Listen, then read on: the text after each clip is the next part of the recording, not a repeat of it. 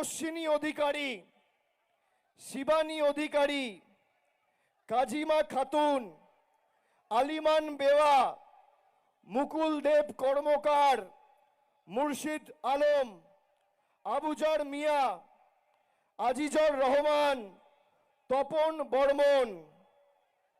এসছেন সবাই? আসুন আসুন আসুন দাদা, এখানে দাঁড়ান, আসুন। সব দেখতে পাচ্ছেন, এখানে সামনে দাঁড়ান, আপনারা সামনে দাঁড়ান।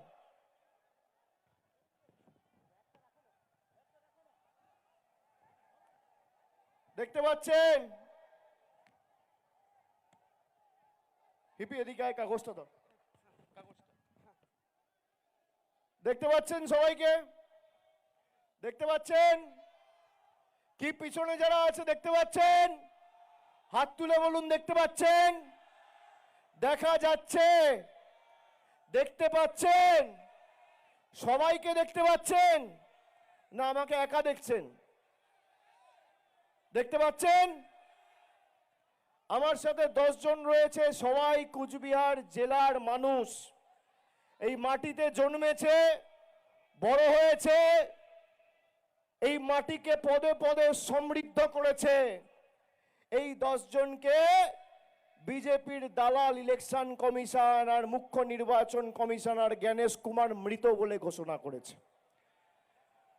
এই 10 জন মানুষকে এদের ভোটার লিস্ট থেকে নাম কেটে দেওয়া হয়েছে, বলেছে এদের কোনো অস্তিত্ব নেই, এরা মৃত। আমার পাশে যারা আছে তাদেরকে কি মৃত মনে হচ্ছে? কি কুচবিহারের ভাইয়েরা জবাব দেবেন না? যারা এই মাটিকে বঞ্চিত করেছে, অপমানিত করেছে, তাদেরকে জবাব দেবেন না? আমার হাত ধরে যে মাসিমা দাঁড়িয়ে আছে, কত কষ্ট, তাও আমাদের সবাই এসছে।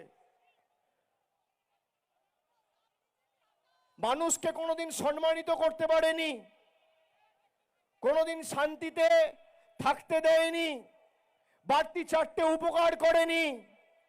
তার মৌলিক অধিকার সে যাতে প্রয়োগ না করতে পারে, তার ভোটাধিকার কেড়ে নেওয়া হচ্ছে। আমাদের জল, কল, রাস্তার টাকা খালি নরেন্দ্র মোদী আর অমিত শাহ সরকার বন্ধ করে রাখেনি, আমাদের ভোটাধিকার কেড়ে নিতে চেয়েছে এই দিল্লির জমিদার আর বিজেপির জল্লাদেরা।